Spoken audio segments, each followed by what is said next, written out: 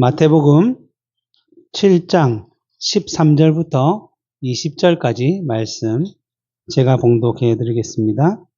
좁은 문으로 들어가라. 멸망으로 인도하는 문은 크고 그 길이 넓어 그리로 들어가는 자가 많고 생명으로 인도하는 문은 좁고 길이 협착하여 찾는 자가 적음이라.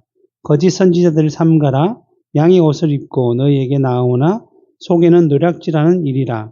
그들의 열매로 그들을 알지니 가시나무에서 포도를 또는 엉겅퀴에서 무화과를 따겠느냐. 이와 같이 좋은 나무마다 아름다운 열매를 맺고 못된 나무가 나쁜 열매를 맺나니 좋은 나무가 나쁜 열매를 맺을 수 없고 못된 나무가 아름다운 열매를 맺을 수 없느니라.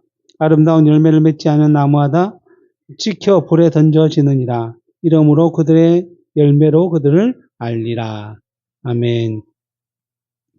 오늘 방금 이제 우리가 읽은 본문 말씀은 하나님의 백성이라고 불리는 사람들, 즉 천국을 소유한 자들이 어떠한 마음과 자세로 이 세상을 살아가야 하는지를 교훈하고 있다 할 수 있습니다. 주로 말씀드리는 것 중에 하나가 우리가 비록 하나님의 뜻을 따라 이 세상을 살아가고 있기는 하지만 이 세상에 속하여서 이 세상이 바라고 원하고 추구하는 바를 함께 따라가며 살아가야 하는 사람들이 아니라 하늘나라, 하나님의 나라에 시민권을 둔 사람들이기 때문에 우리는 하나님 나라의 원리와 방식을 따라 살아가야 한다는 것입니다. 그래서 세상과 구별된 삶을 살아가야 한다라고 말씀하는 것인데, 이것은 단지 세상을 떠나서 어디 산속이나 아니면 무인도 같은 데 찾아가서 우리들끼리만 모여서 살아가라는 것이 아니라 이 세상을 같이 이 세상에서 살아가지만 그 가운데서 특히 죄로 어두운 세상에 진리의 빛을 비추며 살아가야 한다라는 것입니다.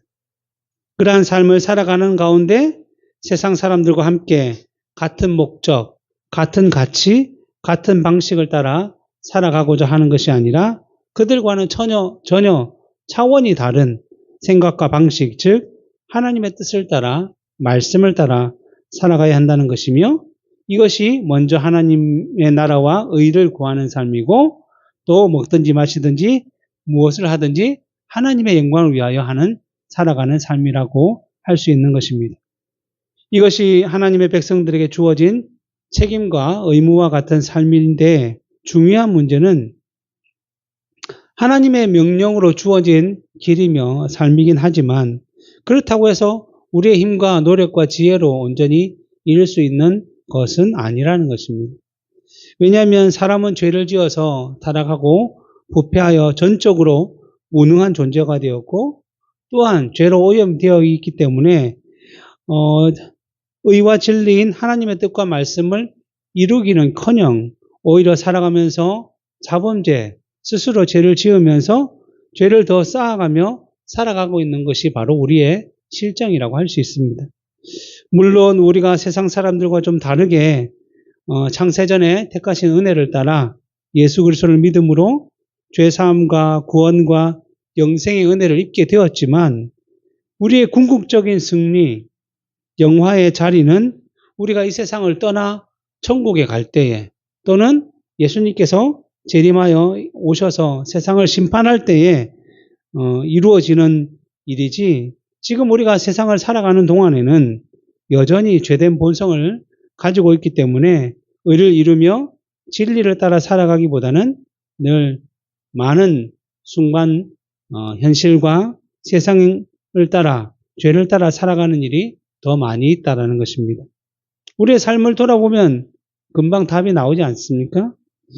물론 우리가 죽어서 천국 가서 영원한 생명을 누리는 구원이 확실하게 분명하게 약속이 되어 있긴 하지만 그렇다고 해서 이제 죽을 때만 바라보고 이 세상에서 그냥 마음대로 살아도 된다라고 말씀하지는 않으셨다는 것입니다.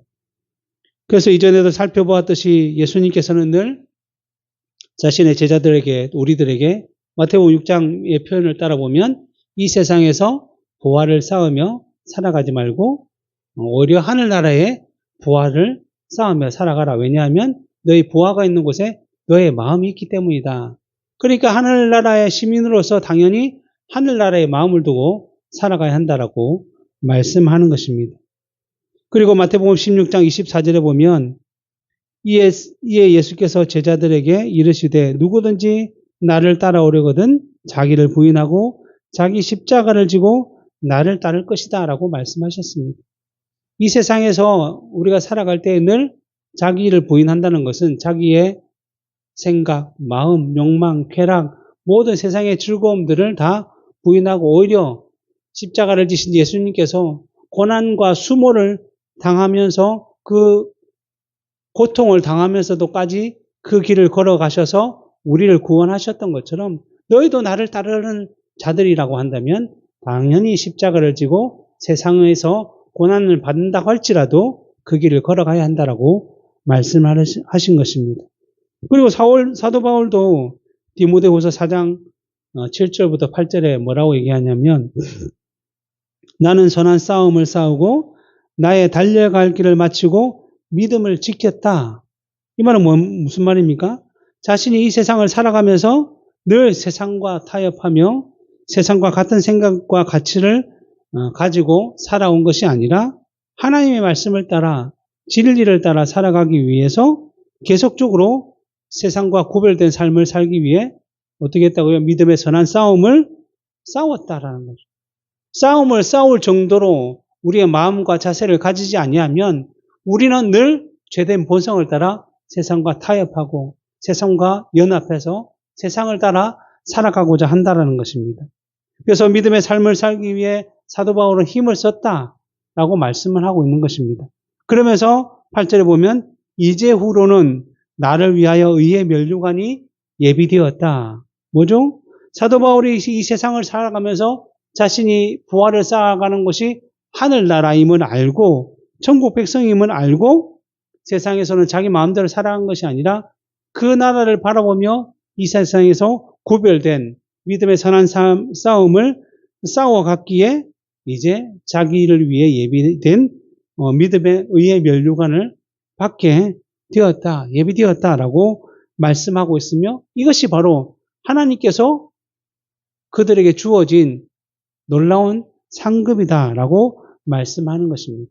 그런데 더 중요한 것은 이러한 하나님의 의의 면류관이 사도 바울같이 유명하고 어떻게 보면 우리가 보기에 훌륭한 사람들에게만 주어진 것이 아니라 그 다음 뒷절에 이어지는 말이 뭐냐면 주 곧 의로우신 재판장이 그날에 내게 주실 것이며 의의 면류관을 내게 주실 것이며 내게만 아니라 주의 나타나심을 사모하는 모든 자에게도 줄 것이다 라고 말씀하는 것입니다. 주의 나타나심을 사모하는 자가 누구입니까? 바로 우리들이죠. 제자들이고 하나님의 백성들입니다. 바로 예수 그리스도의 재림을 확신하며 이 세상에서 그분의 말씀대로 살아가며 순종하는 믿음의 모든 사람들에게 바로 의의 면류관이 예비되었다라고 말씀하는 것입니다. 구약에서도 보면 하나님께서 하나님의 백성들에게 내가 거룩하니 너희도 거룩하라라고 분명하게 말씀하시므로 죄와 세상으로부터 구별될 삶을 살아가야 한다라고 말씀하고 있습니다. 이처럼 구약과 신약 모든 성경은 너희가 하나님의 백성이 되었다면 한 번 받은 구원은 결코 취소될 수 없으니 마음대로 살아도 된다라고 한 번도 말씀하시지 않으셨다는 것입니다. 오히려 너희가 구원받는 백성이라는 것을 하나님의 자녀라는 것을 안다면 당연히 너의 삶을 통해서 그것을 나타내며 증거하며 살아가야 한다라고 말씀하고 있습니다. 지금 산상수훈이라고 불리는 말씀 이 전체의 요약이 바로 곧 너희가 하나님의 백성 천국을 소유한 자임을 안다면 그에 합당한 삶을 살아가야 한다라고 말씀하는 것입니다. 그래서 오늘 본문도 그러한 의미에서 하나님의 백성이라고 한다면 우리가 어떠한 삶의 자세와 방식을 가져야 하는지를 교훈해주고 있는 것입니다. 그러나 그에 앞서 하나님의 명령이나 예수님의 명하신 말씀을 통해서 우리가 먼저 반드시 기억하고 있어야 할 것은 하나님과 예수님의 말씀에 대해서 우리가 그래도 그 말씀을 따라 순종할 수 있기 때문에 너희는 게으르지 말고 잘 분별해서 지켜 나아가라 라는 의미로 주신 것은 아니라는 것입니다. 로마서 3장 20절에 그러므로 율법의 행위로 그의 앞에 의롭다 하심을 얻을 육체가 없나니 율법으로는 죄를 깨달음이다 라고 하신 말씀처럼 하나님의 말씀 주신 명령은 우리가 할 수 있기 때문에 주신 것이 아니라 우리가 할 수 없다는 사실을 깨닫고 그 일을 이룰 수 있는 하나님을, 예수님을, 성령님을 의지하도록 하기 위해서 주신 것이라는 것입니다. 그러기에 우리가 비록 예수 그리스도를 믿음으로 말미암아 구원과 영생을 누릴 수 있는 약속을 받은 하나님의 백성이라고 할지라도 여전히 이 세상에서는 죄된 본성을 가지고 있기 때문에 주신 명령대로 할 수 없는 존재들이라는 것을 믿음으로 인식하며 그래서 그것을 이룰 수 있는 하나님과 또 삼위일체 하나님을 찾아 또 의지해야 한다라고 말씀하는 것이며 우리는 이것을 항상 기본적으로 기억해야 할 것입니다. 그래서 이전 시간에 예수님께서 먼저 우리에게 주신 명령을 그대로 이룰 수 있도록 준비하고 계신 하나님을 찾고 구하고 두드려야 한다. 기도해야 한다. 의지해야 한다라고 말씀을 하시고 구하고 찾고 두드리는 자에게 반드시 이루어 주신다라고 먼저 약속을 해 주신 것입니다. 그리고 나서 이제 오늘 본문의 내용을 말씀하셨는데 본문을 보면 먼저 13절 14절에 좁은 문으로 들어가라. 멸망으로 인도하는 문은 크고 그 길이 넓어 그리로 들어가는 자가 많고 생명으로 인도하는 문은 좁고 길이 협착하여 찾는 자가 적음이다 라고 말씀을 해주셨습니다. 왜 예수님께서 이 말씀을 하셨는가?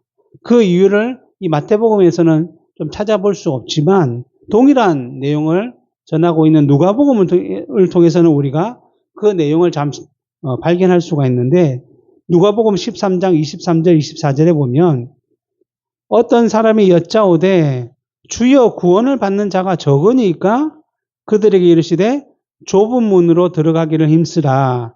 내가 너에게 이르노니 들어가기를 구하여도 못하는 자가 많으리라 라고 말씀하는 것입니다. 그러니까 한 사람이 예수님께 구원받는 사람이 왜 이리 적습니까? 라고 정말 왜 많지 않습니까? 라고 질문을 하였는데 예수님께서 그 질문을 통해서 지금 좁은 문으로 들어갈 것을 말씀하셨다는 것입니다. 그렇다면 이 사람은 왜 구원을 받는 사람이 적습니까? 라고 단정을 지으며 예수님께 질문을 했을까요? 그것은 그 당시 이스라엘 백성들이 자기들은 하나님의 선택을 받은 아브라함의 후손이라고 생각하면서 당연히 구원을 받을 것이다 라고 생각하며 살았던 것입니다.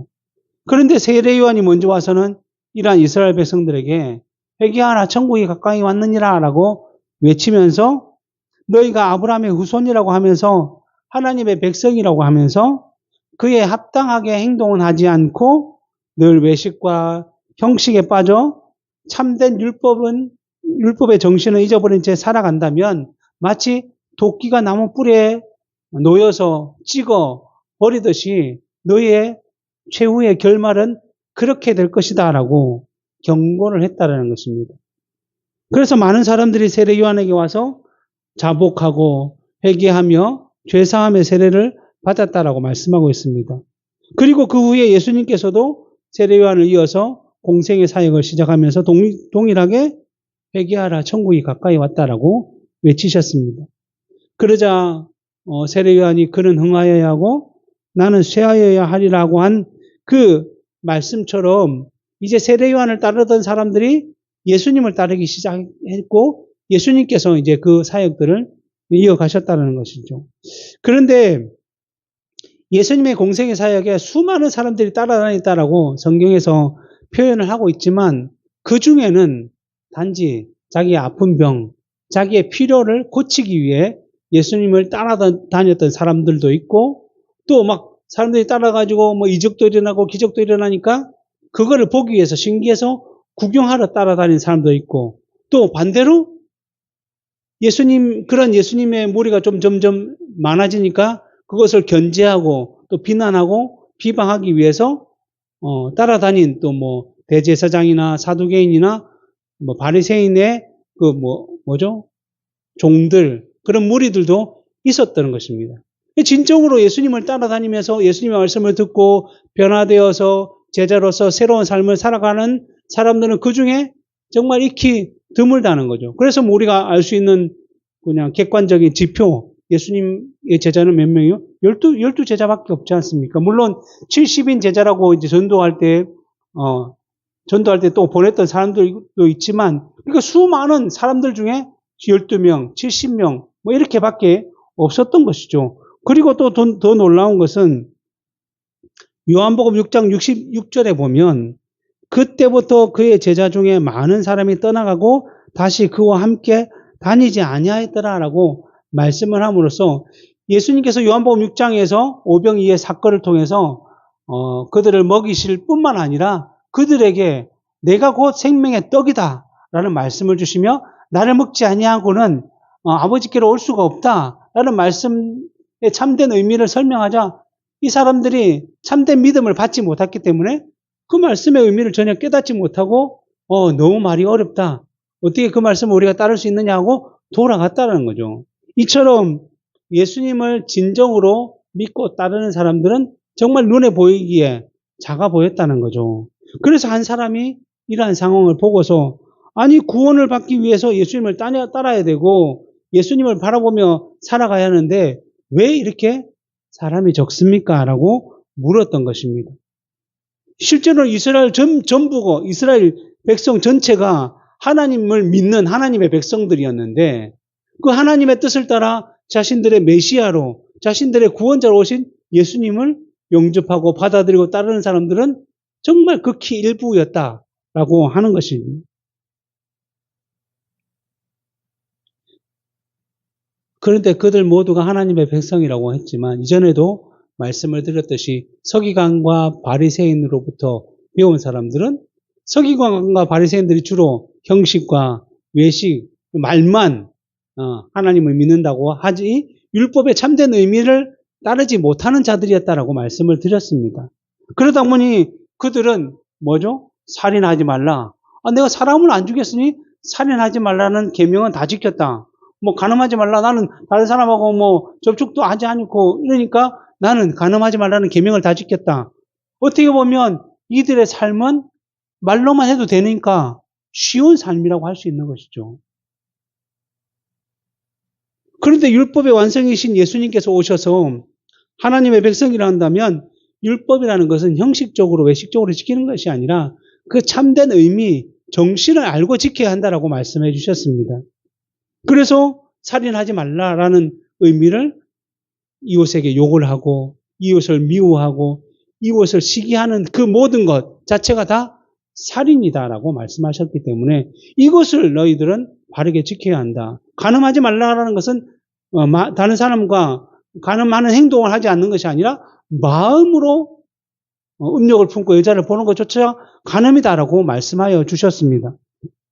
그러기에 이렇게 예수님의 말씀, 참된 그 길을 따라가기 위해서 이런 것을 지키기 너무 힘들다라는 것입니다. 앞에서도 제가 말씀드렸듯이 예수님을 따르기 위해서는 자기를 부인하고 자기 십자가를 지고 살아가는 삶이니 어느 것이 더 따르기 쉽겠습니까? 그러니까 많은 사람들이 다 서기관과 바리새인을 따라 살아가지 예수님을 따르고자 하지 않았다는 것이고 그러기에 이 한 사람이 왜 이래 구원을 받는 사람은 적습니까? 라고 물어보았던 거죠.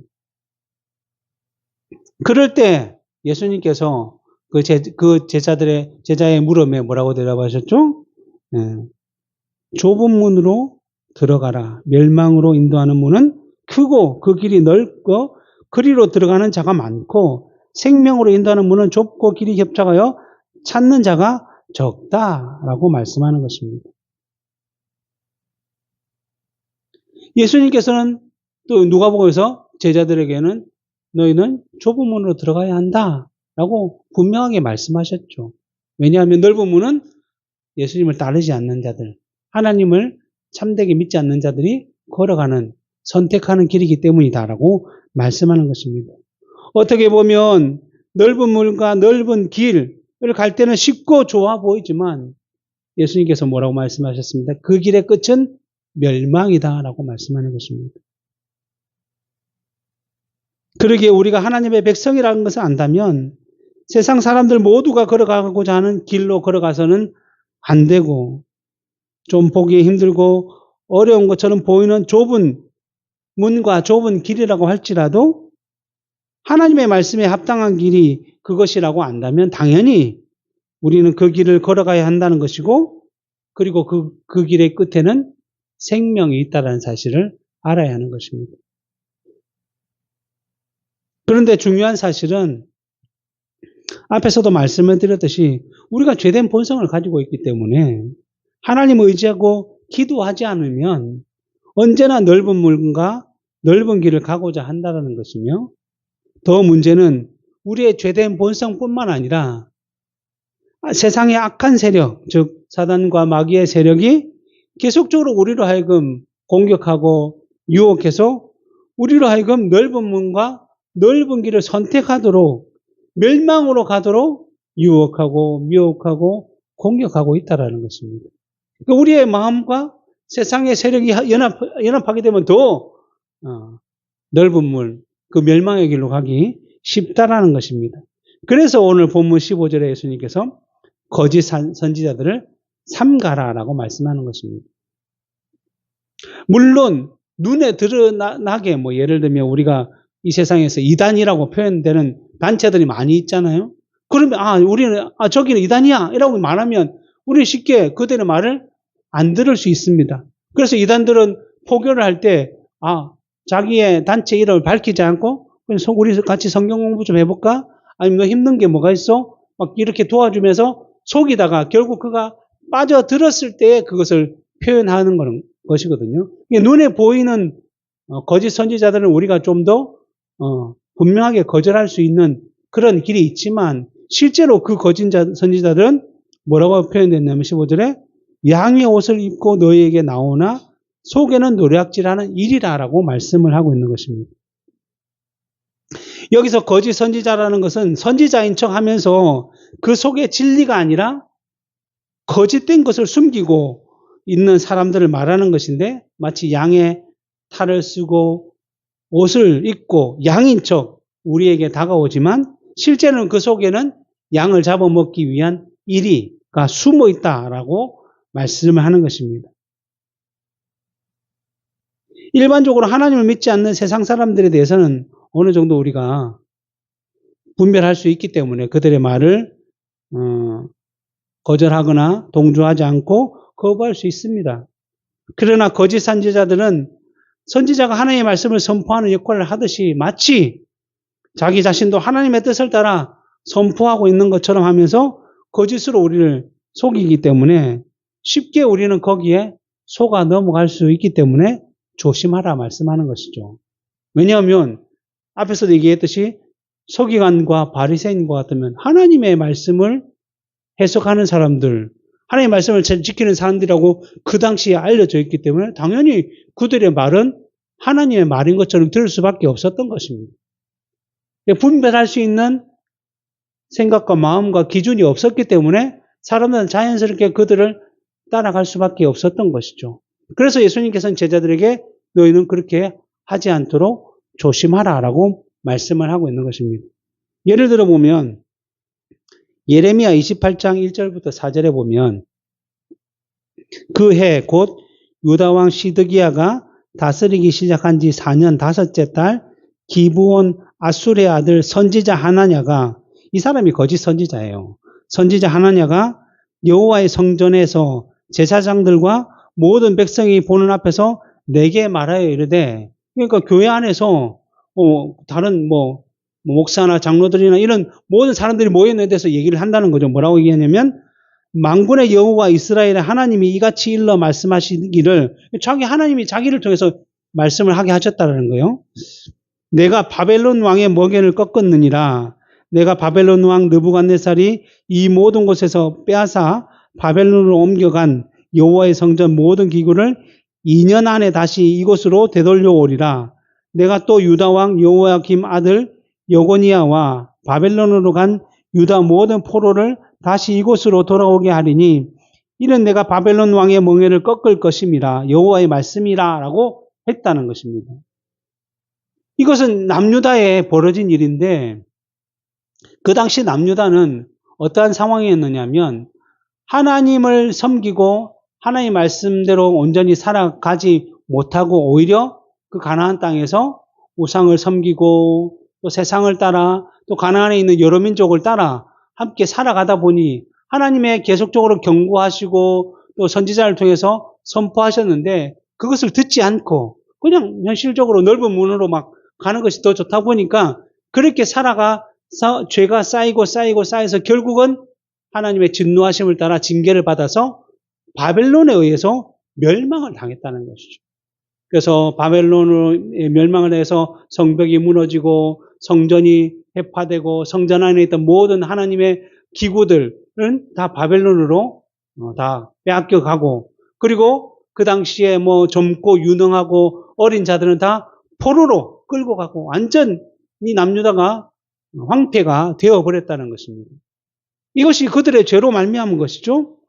그러면서 그들이 멸망하기 전에 하나님께서 여러 선지자들 통해서 무슨 말씀을 전하셨냐면 너희 죄로 인해서 내가 너희들을 심판할 것인데 그러나 내가 너희를 택했기 때문에 너희는 내 백성이기 때문에 이 심판으로 너희들이 완전하게 멸망하는 것이 아니라 징계의 기간을 둘 것인데 70년 동안 너희가 바벨론의 포로로 끌려가서 힘듦을 당하겠지만 70년이 지나면 내가 다시 이곳으로 돌아오게 하겠다. 그리고 유다와 예루살렘을 더 내가 번성하게 다시 회복하도록 하시겠다라고 먼저 약속을 하신 이후에 이 유다가 멸망을 당했다는 것입니다.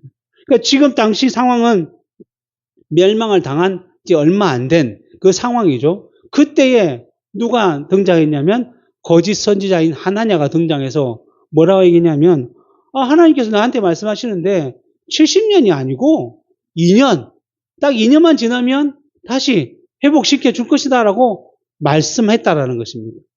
그러니 사람들이 듣기에 70년을 기다리는 것보다 2년 동안 금방 회복되는 것이 얼마나 좋겠습니까? 옛날에 우리가 군대 가면 옛날에 30개월 또 더 어른들은 3년 이렇게 군대 생활하는데 갑자기 국방부에서 발표가 나가지고 2년 지나면 군대는 2년만 가면 된다 이러면 얼마나 젊은 사람들도 좋겠어요. 근데 그것이 거짓 소문이었고 거짓말이었다고 하면 얼마나 실망감이 크겠습니까? 그 마찬가지로 이 70년의 기간이라는 것은 단순히 징계의 기간이 아니라 70년간 동안 회개를 하라는 것이죠. 그만큼 너희들의 죄악이 하나님의 말씀을 듣지 아니함의 그 진노하심이 얼마나 큰지를 기억하고 그 날 동안 참고 인내하며 하나님을 바라고 의지하도록 그 백성들에게 그 시간을 하나님께서 주셨는데 이 하나냐가 나와서는 단지 2년 만에 하나님께서 돌아오게 하시겠다라고 말한다면 사람들의 생각이 어떻겠습니까? 우리의 죄가 얼마 안 되구나. 하나님 금방 돌이킨다면 다음에 죄를 지을 때도 내가 죄에 대한 대가가 얼마 되지 않겠구나라는 그런 헛된 마음들이 들 수 있도록 했다는 것이고 더 나아가서는 이것은 하나님의 말씀이 아니라는 것이죠. 하나님은 분명히 70년이 지나서 회복시키겠다라고 말씀해 주셨는데 이 거짓 선지자 하나냐는 그들의 마음을 현혹시켜서 하나님의 말씀을 믿고 의지하며 따르지 못하도록 했다라는 거죠. 마치 넓은 길로 가서 이 계속적으로 멸망하게 만들게 했다는 거죠. 어떻게 보면 70년이라게 가는 정말 좁고 협착한 길, 정말 우리가 견딜 수 있을까, 힘들지 않을까, 이런 기간이지만 이 2년이라는 기간은 충분히 견딜 수 있는 길이기 때문에 많은 사람들의 마음이 빼앗겼던 것이죠. 그래서 이러한 거짓을 말하자 예레미야 참된 선지자가 예레미야 28장 6절부터 9절에 그 뒤를 이어서 선지자 예레미야가 말하되 아멘 여호와는 이같이 하옵소서. 그래 2년 만에 돌아오는 게 더 좋지. 나도 그렇게 되기를 바란다 라고 말하면서 여호와께서 내가 예언한 말대로 이루사 여호와의 성전 기구와 모든 포로를 바벨론에서 이곳으로 되돌려 오시기를 나도 원한다. 그러나 너는 내가 내 귀와 모든 백성의 귀에 이르는 말을 들으라. 내 말 잘 들으라. 나는 너 이전에 선지자들이 예로부터 많은 땅과 큰 나라들에 대하여 전쟁과 재앙과 전염병을 예언한 것을 보았는데 평화를 예언하는 선지자는 그 예언자의 말이 응한 후에야 그가 진실로 여호와께서 보내신 선지자로 인정받게 될 것이다. 너 말이 대로 되면 좋겠다. 근데 2년 두고 보자. 2년 뒤에 반드시 그렇게 되면 너가 하나님의 말씀을 전한 것이지만 그렇게 안 되면 너는 반드시 보응을 받을 것이다 라고 얘기했다는 거죠. 그리고 실제로 그 예언이 맞다고 한다면 2년 만에 돌아왔겠죠. 근데 이전부터 하나님께서는 자기의 3대 선지자를 통해서 70년이 지난 후에 회복시킬 것이다라고 말씀해 주셨기 때문에 이 거짓 선지자 하나냐에 대해서 어떻게 하셨냐면 15절부터 17절에 보면 선지자 예레미야가 선지자 하나냐에게 이르되 하나냐여 들으라 여호와께서 너를 보내지 아니하셨거늘 내가 이 백성에게 거짓을 믿게 하는도다. 그러므로 여호와께서 이같이 말씀하시되 내가 너를 지면에서 제하리니 내가 여호와께 패역한 말을 하였습니다. 내가 금년에 죽으리라 하셨느니라 하셨더니 선지자 하나냐가 그의 7째 달에 죽었더라 라고 말씀함으로써 그의 예언이 거짓되었음을 하나님께로부터 나오지 아니하였음을 보여주고 있다는 것입니다. 이처럼 거짓 선지자는 하나님과 구분의 말씀조차 인용해서 하나님의 백성으로 하여금 바른 것을 보고 듣고 생각하며 분별하지 못하도록 만든다는 것이죠. 그리고 요한계시록 2장 14절부터 15절에 보면 그러나 내가 내게 2가지 책망할 것이 있나니 거기 내게 발람의 교훈을 지키는 자들이 있도다. 발람이 발락을 가르쳐 이스라엘 자손 앞에 걸림돌을 놓아 우상의 제물을 먹게 하였고 또 행음하게 하였느니라. 이와 같이 내게도 니골라 당의 교훈을 지키는 자들이 있도다. 20절에 그러나 내게 책망할 일이 있노라. 자칭 선지자라 하는 여자 이세벨을 내가 용납함이니 그가 내 종들을 가르쳐 깨어 행음하게 하고 우상의 제물을 먹게 하는도다라고 말씀하고 있습니다. 이 말씀은 뭐냐면 요한계시록에 보면 이 요한계시록을 7교회에 보내는 편지라고 요한이 그들에게 보내는 편지인데 특별히 그 가운데 이 두 말씀은 버가모 교회와 두아디라 교회에게 책망을 하시면서 한 말씀입니다. 근데 어떻게 보면 7교회에 보낸 편지이기 때문에 이 드러나게 두아디라와 버가모 교회에 책망을 했지만 실제로는 나머지 7교회에도 이런 동일한 죄가 있다라는 내용을 있다라고 의미할 수 있는 것이죠. 그래서 여기서 말하는 발람의 교훈, 니골라당의 교훈, 또 뭐 여자 이세벨을 용납한 것, 이것은 그 당시 소아시아 7교회의 거짓 선지자들의 교훈을 지칭한 것이죠. 하나님의 참된 말씀이 아니라 거짓 선지자들은 이렇게 당을 만들어서 거짓을 그들에게 퍼뜨렸다라고 말씀하는 것입니다. 그 당시 거짓 선지자들이 했던 그 거짓 주장이 무엇인가 하면 그 당시에 그 소아시아 7지역은 지금 보면 튀르키예의 서쪽 지중해 쪽이거든요. 지중해 쪽이니까 그러다 보니까 굉장히 무역이 활발하던 곳이었어요. 그래서 유럽과 이렇게 지중해를 통해서 막 상선이 왔다 갔다 하면서 굉장히 무역을 해서 굉장히 번성하고 부유한 곳이 바로 7교회에 속한 이 지역이었어요. 뭐 에베소, 버가모, 두아디라, 뭐 서머나, 뭐 빌라델비아, 뭐 사대, 뭐 이런 지역이 그런 지역이었는데 그러다 보니 그 지역에 무엇이 무역이 발달하다 보니까 그 무역으로 인해서 번성하고 번영하고 그로 인해서 그것을 지켜내기 위해서 상인회가 발달했어요. 우리가 길드라고 표현하고 있잖아요. 근데 길드라는 상인회가 발달했어요. 근데 그 상인회가 모여서 이제 뭐 무역을 했을 뿐만 아니라 그 무역이 잘 되도록 하기 위해서 무엇을 했느냐면 제사를 드렸다는 거예요. 그래서 첫 번째로 제사를 드린 것이 그들이 믿고 있는 우상, 그리고 그 지역이 그 당시 로마에 속해 있었기 때문에 로마의 지원을 받았으니까 황제를 숭배하는 것. 그래서 거기에 뭐 신전, 뭐 제우스라든지 뭐 여러 가지 우리 그리스 로마 신화에 나왔던 그 모든 신화에 나오는 신들을 섬기는 신전들이 각 지역마다 대리석 크게 해가지고 크게 지어져 있었던 것이죠. 그래서 상인의 조직에 속한 사람들은 그 무역을 잘하기 위해서 무역이 하기에 앞서서 늘 뭐니 했냐면 거기서 제사를 먼저 드리고 제사를 드리면 그 음식들을 뭐 하겠습니까? 같이 이제 제사 끝나서 나누어 먹고 그리고 더 큰 문제는 뭐냐면 그 신전에 그 신전을 섬기는 사제들이 있었는데 남자 여자 사제들이 있었는데 그 음식을 먹고 난 뒤에 그들과 행음하면서 이것을 해야 우리 무역이 잘 된다라고 했다는 거죠. 그런데 우리 교회에 속한 성도들은 당연히 우상 숭배를 할 수 없고 황제 숭배도 할 수 없고 그리고 그들이 했던 음식을 먹을 수 없으며 그리고 어떻게 그들과 행음하며 같이 놀 수가 있겠습니까? 그러다 보니 당연히 그 일을 거부할 수밖에 없었던 것이고 거부를 하게 되면 그 상인에서 쫓겨나게 되고 그러면 모든 일자리를 잃어버리는 이러한 삶을 살 수밖에 없었던 그러한 상황이었던 것이죠.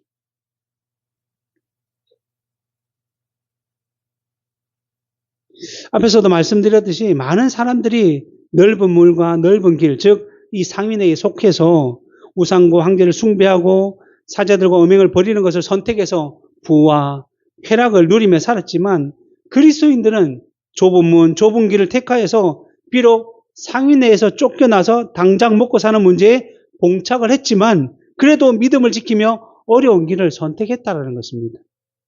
그런데 문제는 뭐냐 하면 앞에서 얘기했듯이 이러한 교회 안에 발람의 교훈을 따르며 니골랑의 교훈을 따르며 이세벨의 교훈을 따르던 거짓 선지자들이 들어와서는 교회 성도들에게 유혹한 거죠. 야, 당장 우리가 먹고 살기 어려운데 힘든데 어쩔 수 없지 않느냐 라고 말을 하면서 우리가 그냥 그들이 제사지는데 참석만 하자. 참석만 해놓고 우리 마음속으로 하나님을 생각하면 되지. 그들은 우상을 섬기고 한다 할지라도 우리 그냥 그 안에 참석해서 그냥 하나님만 생각하면 되지 않느냐. 이런 식으로 조금씩 타협하고 그들과 합해서 어쨌든 먹고 살아야 되지 않느냐. 당장 너 뭐 먹고 살래? 굶어 죽을 거야? 너의 자식들, 너의 후손들을 생각해봐. 너의 부모님들 네가 다 먹여 살려야 되지 않겠느냐라는 식으로 마치 그들을 유혹했는데 이것이 바로 거짓 선지자들이 했다라는 것입니다. 이처럼 거짓 선지자는 언제나 교회 성도들 하여금 하나님이 아닌 다른 것, 하나님의 말씀이 아닌 다른 길을 보고 선택하고 타협하도록 만들어서 결국은 멸망의 길로 데리고 가자고 했다는 것입니다. 그러기에 이러한 양의 탈과 옷을 입고 나오는 이리와 같은 거짓 선지자들을 너희들 늘 조심해야 하는데 이들을 그러면 어떻게 분별할 수 있는가를 예수님께서 말씀해 주셨는데 그것은 열매로 그들을 알 수 있다라고 말씀하는 것입니다. 본문 16절부터 20절에 보면 그들의 열매로 그들을 알지니 가시나무에서 포도를 또는 엉겅퀴에서 무화과를 따겠느냐. 이와 같이 좋은 나무마다 아름다운 열매를 맺고 못된 나무가 나쁜 열매를 맺나니 좋은 나무가 나쁜 열매를 맺을 수 없고 못된 나무가 아름다운 열매를 맺을 수 없느니라. 아름다운 열매를 맺지 아니한 나무마다 찍혀 불에 던져지느니라. 이러므로 그들의 열매로 그들을 알 수 있다라고 말씀하는 것입니다. 거짓 선지자들의 거짓 예언과 이야기들을 우리가 분별할 수 있는 기준이 있는데 그것은 열매로 그들을 알 수 있다는 것입니다. 가시나무에서 포도 열매를 찾을 수 없고 엉겅퀴에서 무화과 나무나 사과 열매를 찾을 수 없듯이 좋은 나무에서는 당연히 좋은 열매가 나쁜 나무에서는 반드시 나쁜 열매가 맺히게 되기 때문에 이 나쁜 열매는 맺는 자들은 반드시 형벌을 받게 되어 있다라는 것이죠. 그런데 여기서 열매라는 것을 우리가 중요하게 생각해야 되는데 이 열매라고 한다면 일반적으로는 뭐라고 생각하냐면 사람들의 행실을 떠올릴 수 있다는 거죠. 그래서 우리가 믿음에 선한 열매들을 맺어야 되는 거, 우리가 믿음으로 삶을 바르게 살아야 된다고 얘기하지만, 실제로 앞에서 거짓 선지자들이 무엇을 입다고 그랬죠? 양의 옷을 입고 양의 탈을 썼다라는 것은 우리가 때로는 그들의 행실을 통해서 분별할 수가 없을 때도 있다라는 것입니다. 세상 속담에 우리가 있는 거, 이런 말 있죠. 믿는 도끼에 발등 찍힌다. 우리가 믿지 않으면 결코 발등을 찍히지 않죠. 왜냐하면 의심하게 되니까.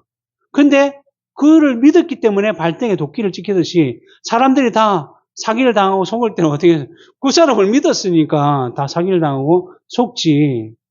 그만큼 우리가 그들의 행실로만은 판별할 수 없다는 거예요. 내가 볼 땐 정말 착하고 선한 사람이고 내가 정말 1,000만을 빌려줘도 이걸 1억에 보증을 서줘도 당장 갚을 것처럼 보이지만 실제로는 다 당해서 패가 망신하는 거죠. 마찬가지로 거짓 선지자들은 행실로 통해서 우리가 분별할 수가 없는데, 이 말씀은 뭐냐면 그들의 행실을 넘어서 행실뿐만 아니라 그들의 가르침까지 포함한다는 거예요. 가르침까지. 그래서 사단도 예수님을 시험할 때 뭐를 인용했죠? 시편 말씀을 들어서 인용을 했어요. 시편 말씀에 이렇게 되어 있는데 너 이렇게 하면 내가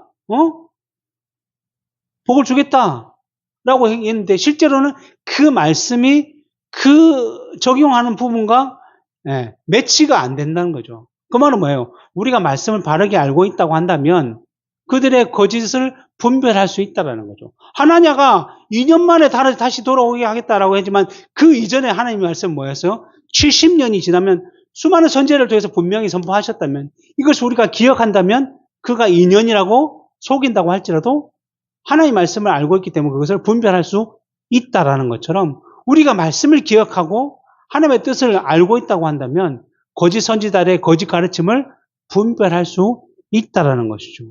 하나님께서 우상을 숭배하지 말라고 분명히 말씀하셨기 때문에 그가 타협책을 제시한다고 할지라도 우리는 그것을 분명하게 거절할 수 있다라는 것입니다. 그러기에 하나님의 말씀이 우리에게 참된 기준이 되어야 한다는 것이죠. 우리가 그 목사나 장로나 때로는 안수집사 임직을 할 때 그들이 가장 먼저 해야 되는 것이 뭐냐면, 임직식을 통해서 그들이 내가 받은 직분을 열심히 잘 감당하겠습니다, 충성하겠습니다 하면서 하는 게 뭐냐면 서약을 먼저 하거든요. 서약의 첫 번째 내용이 뭐냐면 신구약 성경은 하나님의 말씀이고 신앙과 행위에 대하여 정확무오한 유일한 법칙이니까 내가 믿고 반드시 따르겠습니다라고 서약을 한다는 거죠. 그러니까 성경 말씀은 그냥 우리의 신앙에만 도움을 주고 신앙에만 기준이 되는 것이 아니라 신앙과 행위에 대해서, 신앙과 삶에 대해서 우리가 살아가는 기준도 바로 하나님의 말씀이다라고 서약을 한다는 것이죠. 그러기에 하나님의 백성은 언제나 하나님의 말씀을 듣고, 설교를 통해서 듣고 또 읽고 묵상하고 그대로 살아가기에 힘써야 한다는 것이며, 그리고 그러한 말씀을 잘 깨달을 수 있도록 늘 찾고 구하고 되드리는 그 성령의 인도하심을 의지하는 기도를 할 때에 우리의 기준이 확고해지고 더 견고해진다라고 할 수 있는 것입니다. 그럴 때 우리는 거짓 선지자들의 속임을 바르게 분별하고 담대하게 우리는 거절하며 하나님의 뜻을 따라 살아갈 수 있다라는 것이 바로 오늘 예수님께서 우리에게 주신 교훈의 내용이라고 할 수 있습니다. 말씀을 맺도록 하겠습니다. 다니엘 1장 8절부터 9절에 보면 다니엘은 뜻을 정하여 왕의 음식과 그가 마시는 포도주로 자기를 더럽히지 아니하리라 하고 자기를 더럽히지 아니하도록 환관장에게 구하니 하나님이 다니엘로 하여금 환관장에게 은혜와 긍휼을 얻게 하셨다라고 말씀하고 있습니다. 이 말씀은 다니엘과 세 친구가 바벨론으로 포로로 끌려가서는 우상에게 먼저 바쳐진 그 음식 그리고 포도주를 먹어야 한다라는 그들의 결정에 자기가 포로로 끌려왔기 때문에 그들의 말을 안 들으면 당장 죽을 수도 있는 그런 어려운 상황이었지만 다니엘과 세 친구는 하나님을 믿는 백성이기 때문에 그들 속에 말씀의 기준이 분명히 서 있기 때문에 나는 그렇게 살지 않겠다라고 뜻을 정하여서 왕의 음식과 포도주로 자신을 더럽히지 않겠다라고 결정했을 때에 무슨 일이 있었냐면 그 결정 가운데 하나님의 은혜와 긍휼이 임했다라는 것이죠. 우리가 어떻게 생각해 보면 넓은 문을 택하지 않고 좁은 길과 좁은 문을 택하면 저기는 좁고 힘들 텐데 나는 좀 심장이 안 좋아가지고 막 여기 가면 막 답답해서 안 될 텐데 라는 걱정이 앞서지만 늘 그럴 때마다 무슨 일이 있냐면 우리가 반드시 하나님의 말씀의 기준을 세워서 뜻을 정하면 그 뒤에 뭐가 따라온다고요? 하나님의 은혜와 긍휼이 임한다는 것이죠. 우리가 이전에도 보았지만 요셉이 자신의 형들에게 팔려갔을 때 종으로 또 억울하게 누명을 쓰고 감옥에 들어가는 모든 일들 자체가 우리가 보기에는 너무 힘들고 어려운 상황이었지만 그 상황 가운데 누가 함께 하셨냐면 하나님이 함께 하셨고 하나님의 형통하심이 요셉과 함께 하셨기 때문에 오히려 그의 주인인 그 애굽의 그 친위대장 보디발이 오히려 요셉의 형통함을 보고 그를 가정의 총무로 세우고 간수장이 그를 감옥의 모든 재반의 모든 사무를 맡길 정도로 그렇게 했다라는 것입니다. 당장 우리 눈에 보이기엔 좁은 문, 좁은 길이 들어가기 힘들고 어려운 길인 것처럼 보이지만 실제로 그 안에 있는 자들에게는 하나님의 형통하심과 은혜와 긍휼이 임한다라고 말씀하는 것이죠. 그러기에 우리가 말씀과 기도를 통해서 믿음이 자라고 믿음의 기준이 바르게 서서 거짓 선지자들을 분별하고 우리의 인생 가운데 그들의 보기에는 아이고 그렇게 살아서 어떻게 하니? 라고 생각하지만 실제로는 우리는 그 가운데서 하나님의 형통하심을 누리며 살아갈 수 있다라고 약속하는 것이 바로 하나님의 말씀인 것입니다. 그러기에 예수님께서 뭐라고 말씀하셨죠? 마태복음 6장 31절 32절에 그러므로 염려하여 이르기를 너희는 무엇을 먹을까 무엇을 마실까 무엇을 입을까 하지 말라. 이것은 다 이방인들이 하나님을 모르는 세상 사람들이 구하는 것이고 너희는 너희 하늘 아버지께서 너희에게 이 모든 것이 있어야 할 줄을 아신다. 그러니까 상인에서 쫓겨난다고 해서 우리가 굶어 죽는 것이 아니라 그 쫓겨난 상황 가운데서도 하나님의 주시는 은혜가 있다는 거죠. 엘리야에게 까마귀를 통해서 고기를 물어주셨던 것처럼 이 온 우주 만물을 지으신 하나님께서 그 만물을 통해서 우리를 반드시 먹이고 입히고 채우신다는 약속이 있다는 것입니다. 그러기에 우리는 당장 눈에 보이는 현실, 넓은 문, 넓은 길을 택하는 자들이 아니라 그것을 믿음의 눈으로 바라보고 세상이 보기에는 좁은 길고 협착한 길이고 손해를 보고 엄청나게 누명을 쓰고 억울한 길을 걸어가는 것처럼 보이지만 우리는 그 안에서 오히려 기뻐하고 즐거워할 수 있는 것이죠. 그래서 하박국 선지자도 자기 우리의 양이 없고 양간에 소가 없다 할지라도 무화과 나무와 포도야 나무 열매가 전혀 맺히지 않는다고 할지라도 뭐라고 얘기했죠? 나는 여호와로 인하여 기뻐할 수 있다. 즐거워할 수 있다. 왜냐하면 그 포도를 만드신 분도 하나님이고 무화과를 만드신 분도 하나님이고 소와 양도 하나님이 다 만드신 것인데 그러한 하나님께서 하나님의 자녀된 우리들에게 하나님의 백성된 우리들에게 무엇을 아끼지 아니하겠습니까?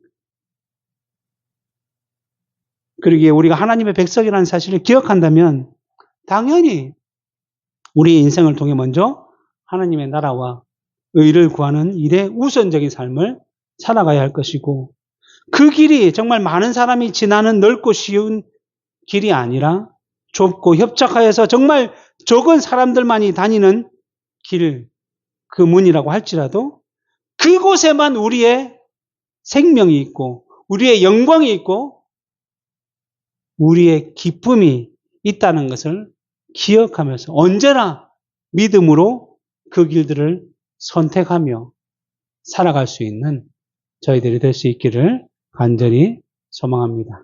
기도하겠습니다.